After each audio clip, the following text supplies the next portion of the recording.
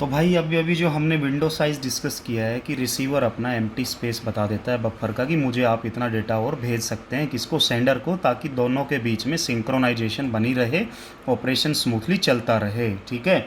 तो अब इसमें एक दिक्कत भी आती है, देखते हैं क्या। तो ध्यान से सुनिए, अगर ये क्लाइंट है और ये सर्वर है, तो क्लाइंट है सर्वर है, या इसे कुछ दो बंदे भी मान सकते हैं आप, सेंडर रिसीवर करके।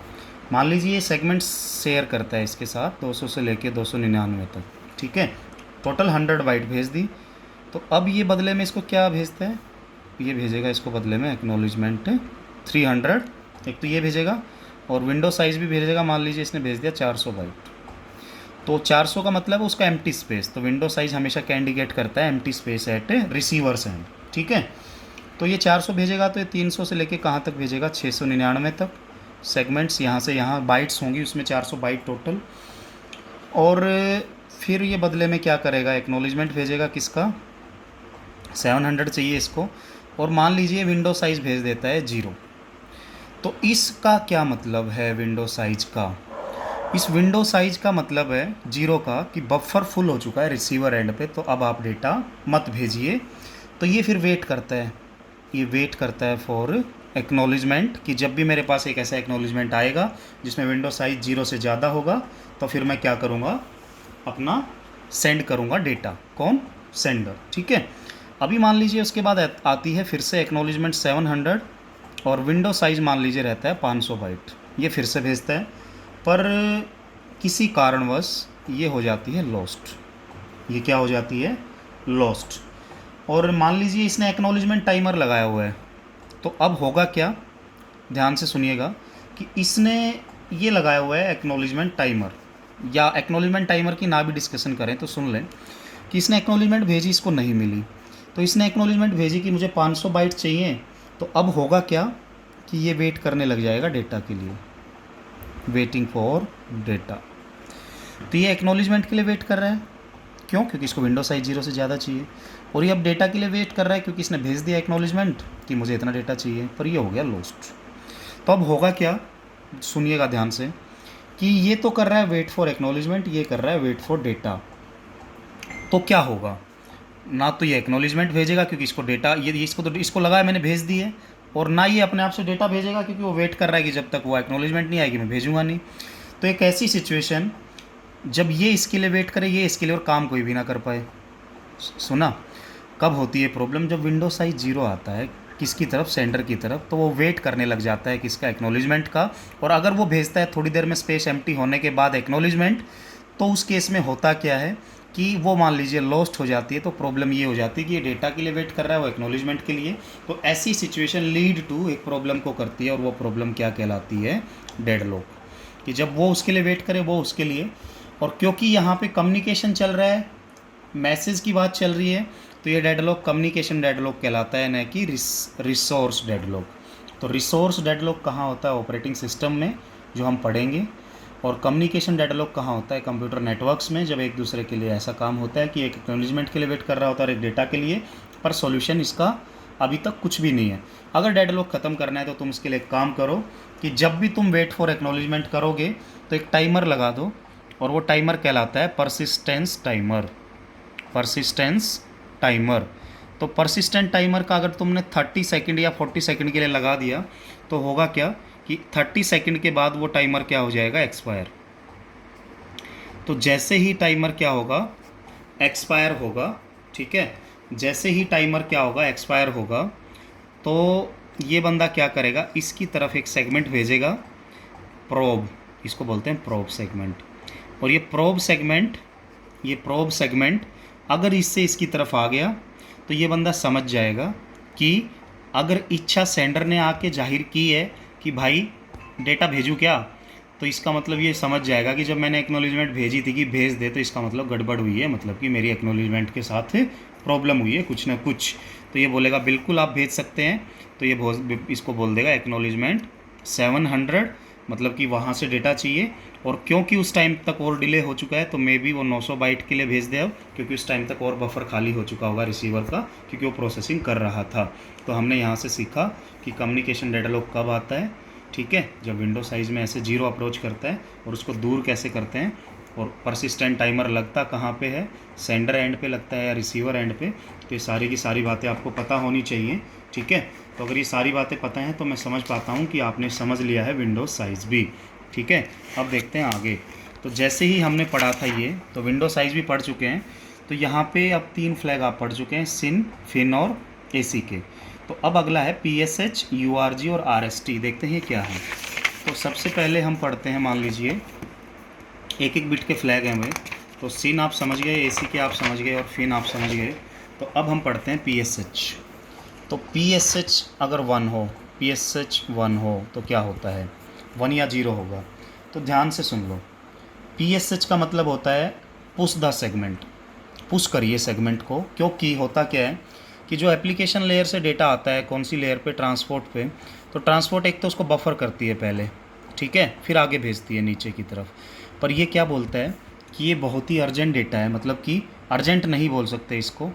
ये बोलता है कि ये इंटरेक्टिव एप्लीकेशन है, ठीक है, इंटरेक्टिव एप्लीकेशन है। एप्लीकेशन ऐसी है कि अगर तुम रिसीवर को, जो इस एंड पे बैठा है, अगर उसको कुछ नहीं भेजोगे ना, समय लगाओगे, तो वो गड़बड़ा जाएगा, रिस्पॉन्स टाइम उसको अच्छा चाहिए, तो तुम भेजते रहो, इंटरेक्टिव बना दो। तो ऐसी एप्लीकेशंस जिनमें रिस्पॉन्स जल्दी चाहिए होता है, इंटरेक्टिव होती हैं, तो उसमें हम यहाँ के क्या करते हैं, बफरिंग के साथ साथ प्रोसेसिंग भी करते रहते हैं, मतलब कि नीचे की साइड भेजते रहते हैं। या फिर ये कह सकते हैं कि बफर करते ही नहीं, हम क्या करते हैं, जो भी डेटा आया चेक किया, नीचे भेज दिया, चेक किया, भेज दिया, भेज दिया, भेज दिया, भेज दिया। मतलब ऐसा नहीं होता कि एक बंदे के सारे पहले आने दो, फिर उनको इन ऑर्डर कर दो, फिर आगे भेजो, ठीक है। क्योंकि इंटरेक्टिव एप्लीकेशन सारी नहीं होती, कुछ कुछ टाइम यहाँ पे रिक्वायरमेंट होती है। तो तुम बोल देना कि जब भी पुश की वैल्यू 1 होगी किसी भी सेगमेंट में, तो हम समझ जाएंगे ये वैल्यू चेक होगी किसके द्वारा, TCP प्रोटोकॉल के द्वारा। और वो चेक करेगा जैसे ही कि इसकी वैल्यू 1 है, तो वो समझ जाएगा कि हमें क्या करना है, ये इंटरेक्टिव डेटा है, तो डेटा बफर नहीं करना। क्यों? क्योंकि यहाँ पे रेस्पॉन्स टाइम इमीडिएट और परफेक्ट और मेरे को फास्ट चाहिए। तो यहाँ पे जो डेटा है उसकी क्या नहीं होगी, फिर बफरिंग नहीं होगी। तो नॉट बफर्ड हम लिख सकते हैं जब भी पुश की वैल्यू 1 होगी। और कोई पूछ ले कि ये टेक्निक कब होती है यूज्ड, तो हम बोल देंगे this technique is used in real time operating system. हमेशा नहीं होती, ओनली तभी होती है जब ऑपरेटिंग सिस्टम कौन सा, और रियल टाइम, क्योंकि वहाँ पे डेडलाइन मीट करनी पड़ती है। अगर मीट नहीं करते तो नुकसान भारी होता है। तो रियल टाइम ऑपरेटिंग सिस्टम में मेनली पुश की वैल्यू क्या रहती है, 1, अदरवाइज वो क्या रहती है, 0। अब हम बात करते हैं आगे URG की। अब बात करते हैं URG की। तो URG अगर 1 है, URG की वैल्यू अगर 1 है तो होता क्या, ज़रा ध्यान से देखिए। जैसे मैं आपको पढ़ाता हूँ, ठीक है, आपकी क्लास में मान लो 40 बच्चे हैं, 20 आ गए या 1 भी आ गया, या 40 भी आ गए या 30 भी आ गए, ठीक है। पर जब तक टीचर नहीं आएगा तो पढ़ाई चालू नहीं होगी, ठीक है। बफरिंग होती रहती है जब तक। अगर 10 बच्चे भी आए और टीचर आ गया तो चालू हो सकती है। तो पक्के से पक्का कोई ना कोई डेटा ऐसा अर्जेंट हो सकता है कि जिसकी रिक्वायरमेंट मस्ट होती है, ठीक है। तो मैंने क्या बोला कि अगर इस URG की वैल्यू 1 है तो ये इंडिकेट करता है, it indicates that urgent data is available, ठीक है। समहाउ कहीं ना कहीं अर्जेंट डेटा अवेलेबल है, जो सेगमेंट आने हैं, ठीक है। तो तुम क्या करो, प्रोसेसिंग मत करो जब तक कि वो अर्जेंट डेटा ना आ जाए, ठीक है। जब तक बफरिंग करते रहो, और जैसे ही अर्जेंट डेटा आ जाएगा तो साथ साथ बफरिंग भी होती रहेगी और प्रोसेसिंग भी स्टार्ट हो जाएगी। तो प्रोसेसिंग विद बफरिंग होती है कब, जब URG 1 होता है, ठीक है। अगर वो 0 है तो सारा बफर होता रहेगा, पूरा बफर होने के बाद ही प्रोसेसिंग स्टार्ट होती है। तो ये भी आपको ध्यान रखना है। और अगर हम कहें कि भाई इसने ये तो बता दिया अर्जेंट डेटा है, पर वो है कौन सा, मतलब जैसे ऐसे ऐसे सेगमेंट आ रहे हैं बहुत सारे, तो क्या वो ये सेगमेंट वो है जो अर्जेंट है, या जो डेटा अर्जेंट है मेरे लिए, तो इन्फॉर्मेशन वो हम स्टोर कहाँ पे करते हैं। तो उसके लिए भी आप देख लें कि होता क्या है। तो उसके लिए हम क्या रखते हैं, अगर अर्जेंट की मैं बात करूँ तो अर्जेंट के लिए हम एक अर्जेंट पॉइंटर रखते हैं, ऐसे ही जैसे ये है। तो यहाँ पे एक अर्जेंट पॉइंटर फील्ड रखी जाती है जिसमें कि उसका एड्रेस होता है जो डेटा अर्जेंट है, 16 बिट की होती है। तो क्योंकि टोटल 6535 बाइट हैं, तो 16 बिट में वो इन्फॉर्मेशन होगी कौन सा डेटा अर्जेंट है। तो जैसे जैसे वो डेटा आते रहेंगे तो ये एड्रेस चेक होता रहेगा, अर्जेंट पॉइंटर। अगर वो मैच करता है, ठीक है, तो प्रोसेसिंग स्टार्ट कर देंगे वहीं से। अगर वो मैच नहीं कर रहा है अभी तक जो डेटा आ रहे हैं, तो हम खाली बफरिंग करेंगे, प्रोसेसिंग नहीं करेंगे। और इसमें एक और फील्ड होती है चेकसम, और वो चेकसम भी कितने बिट की होती है, 16 बिट की, वो भी देखेंगे, ठीक है। तो हमने क्या पढ़ा यहाँ पे कि URG 1 है, और URG के 1 के साथ साथ एक अर्जेंट पॉइंटर फील्ड भी है हेडर में, और वो अर्जेंट पॉइंटर मतलब कि वो वाला एड्रेस है, मान लीजिए 2000 है, तो अर्जेंट पॉइंटर वो वाला एड्रेस है जहाँ पे वो डेटा स्टोर है, जो कि हमें अर्जेंट समझ के प्रोसेसिंग स्टार्ट कर देनी है जैसे ही हम वहाँ पे पहुँच जाएँ, या जैसे ही वो रिसीव हो जाए कहाँ पे, ट्रांसपोर्ट लेयर के बफर में। यह बात आपको ध्यान रखनी है। तो अर्जेंट पॉइंटर भी हो गया और अर्जेंट भी हो गया। और एक रीसेट फ्लैग होता है। रीसेट क्या करता है तो हम सीधा सीधा बोल देते हैं कि पहले जो कनेक्शन बना था, अगर उस कनेक्शन में कोई गड़बड़ है, अगर उस कनेक्शन को हम कहीं और से करना चाहते हैं, तो हमेशा जो बना बनाया है, मतलब देखो दो चीज़ें होती हैं, एक तो होता है इनिशियल कनेक्शन सेटअप, एक होता है रीसेटिंग है कनेक्शन। तो इनिशियल पहली बार वाला, रीसेटिंग जो बना हुआ है उसको तोड़ के दूसरा। ठीक है, कई बार होते हैं शादी होने से पहले रिश्ते टूट जाते हैं, होने के बाद भी टूटते हैं। ठीक है, काफ़ी सारी चीज़ें होती तो उस चीज़ से जोड़ो, तो जोड़ना है तुम्हारी मर्ज़ी है, मैंने तो बस वैसे ही बता दिया था नॉर्मली। पर यहाँ पे रीसेटिंग का मतलब यही मान लेना, रीसेटिंग तभी होती है जब पहले एक बार सेटिंग हो चुकी है, दोबारा से सेटिंग करते हैं। ठीक है, तो सेटिंग होने के बाद सेटिंग करना ही रीसेटिंग कहलाता है, ये ध्यान रखना।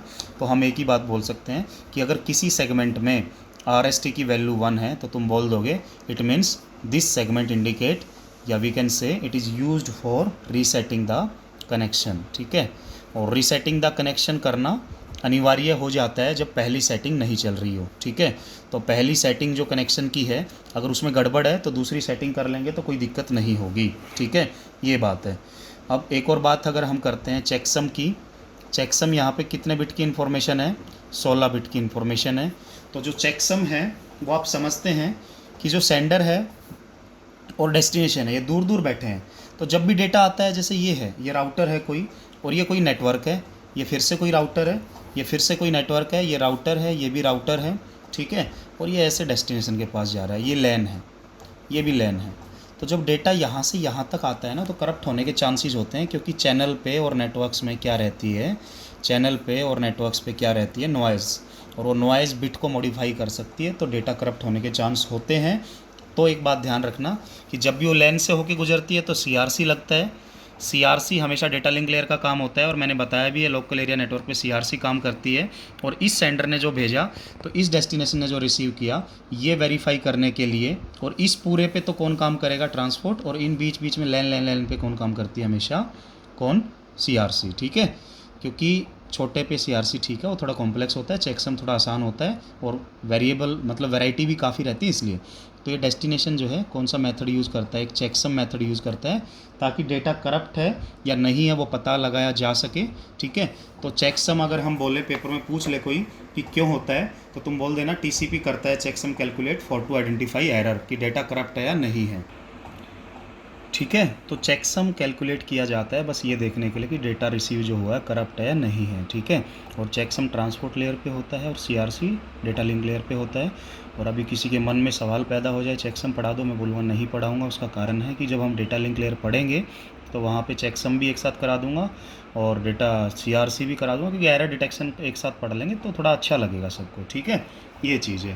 तो ये हमने पूरा पढ़ लिया है अभी तक, तो उम्मीद करता हूँ समझ आया होगा। और रिपीट कराने का भी फ़ायदा नहीं है यार, मैं बार बार वीडियो ही देख लो फिर तो दोबारा, है ना, क्योंकि क्लास में जैसे पढ़ते हैं वैसे क्या फ़ायदा फिर ऐसे से।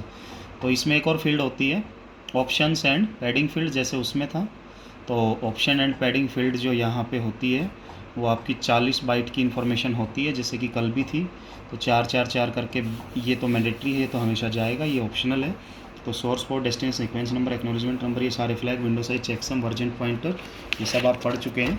ठीक है, तो पढ़ने के बाद अगर किसी को कहीं पे भी एरर लगे, एरर बोले तो दिमाग में समझ ना आए, तो मेरे से एक बार पूछ लें तो हम बात कर लेंगे। ठीक है, अच्छा रहेगा। अब बात करते हैं दूसरी last, options and padding fields. तो ऑप्शंस एंड पैडिंग फील्ड्स क्या हैं वो देखना है। ऑप्शंस एंड पैडिंग फील्ड, तो भाई इसकी बात करें ऑप्शन एंड पैडिंग फील्ड की, जो कि 40 बाइट की आपकी इन्फॉर्मेशन होती है। तो वैसे तो वो वही हैं जो IP की थी, पर थोड़ा सा एक फैक्टर अलग है, वो देख लेते हैं। तो इसमें एक पॉइंट होता है window scaling factor, window scaling factor option. ठीक है, ये क्या होता है वो देख लेते हैं। तो एक बात का ध्यान रखना कि सेंडर जब जब रिसीवर को डेटा भेजता है, जैसे इसने एक सेगमेंट भेज दिया, मान लो 2000 से लेकर 2999 तक, तो मतलब 1000 बाइट भेज दी है। तो बदले में एक्नॉलेजमेंट किसकी करेगा, आप समझ गए हैं, तो बदले में एक्नॉलेजमेंट 3000 की करेगा, ठीक है। तो 3000 की करेगा तो इसका मतलब मान लीजिए ये विंडो साइज़ कुछ भी भेजता है, मान लो विंडो साइज़ ये भेजता है 60,000 या 70,000, 60,000 इसने भेजा, तो विंडो साइज़ में इसने एडवर्टाइज़ किया 60,000। पर विंडो स्केलिंग फैक्टर अगर तुम जैसे ये पूरा हेडर है और इसमें विंडो स्केलिंग फैक्टर तुम डाल सकते हो, जैसे WSF की वैल्यू डाल सकते हो, तुम यहाँ 2 लिख दो, तो इसका मतलब है कि विंडो साइज़ जो है ना 60,000 बेशक है, पर तुमने इसको 2 कर दिया तो वो 60,000 ना भेज के कितना भेजेगा, 1,20,000 भेजेगा। इसका मतलब ये है, ठीक है। इतना बफर हो सकता है, पर वैसे 65,535 ही होता है, पर ये बस मैंने एग्जांपल दिया है कि वो 3,000 होता है तो 6,000 भेजता, ठीक है। तो विंडो स्केलिंग फैक्टर का मतलब ये होता है कि यहाँ छोटी वैल्यू लिखनी पड़ती है, ठीक है। जैसे यहाँ पे ये तो मैंडेटरी फील्ड है ना, वैसे 16 बिट की है, पर वो बस दे दिया है, वो बेकार में उसने मतलब वो चीज़ ना भी देता, एग्जैक्ट वैल्यू लिख देता तो कोई फ़र्क नहीं पड़ता, इससे कोई ऐसा खास बेनिफिट नहीं हो रहा है। पर फिर भी क्योंकि ऑप्शन फील्ड अवेलेबल थी, 40 बिट की कोई वैल्यू नहीं है बाइट की, तो ऐसे ही दे दिया तो हमने पढ़ लिया, ठीक है। कि विंडो स्केलिंग फैक्टर एक काम करता है कि जितना एडवर्टाइज़ किया है अगर उसके किसी स्केल भेजना हो, स्केल मतलब 2 टाइम 4 टाइम 5 टाइम 6 टाइम, तो उसमें काम आता है, तो आपको पता होना चाहिए, ठीक है, विंडो स्केलिंग फैक्टर का क्या मतलब होता है। ऐसे ही दूसरा हम बोले तो टाइम स्टैम्प ऑप्शन, जैसा कि हमने उसमें ही पढ़ा था IP हेडर में, जो कि क्या निकालता था, राउंड ट्रिप टाइम, तो वो भी इजी है। और एक और हमने पढ़ा था EOP एंड NOP ऑप्शंस, तो वो भी आपको पता है, एक गैप फिल करता है और एक क्या करता है, आपका हेडर और डेटा के बीच में क्लासिफिकेशन करता है, ताकि आसानी हो किसको, आपके रिसीवर को ये पता करने में कि हेडर कहाँ तक है, क्योंकि हेडर फिक्स ना होके 20 से 60 बिट्स के बीच में वेरी करेगा, ठीक है। तो अगला अभी हम इसमें देखते हैं, अभी हमने देखा है TCP, जिसमें 3 काम हुए हैं, 3 फेज़ है वो, 3 फेज़ है TCP, connection setup, data transfer, connection termination. अब हम पढ़ते हैं UDP मतलब कि यूज़र डेटाग्राम प्रोटोकॉल, ये भी ट्रांसपोर्ट लेयर का ही है, ट्रांसपोर्ट लेयर का ही है, ध्यान रखना। और जैसे वहाँ पे सर्किट स्विचिंग थी, अगर फिक्स पाथ से जाएगा सर्किट स्विचिंग, मैं आपको वैसे ही मैं बता चुका हूँ, तो इसलिए यहाँ पे उस वर्ड को क्या बोल देते हैं, पैकेट स्विचिंग।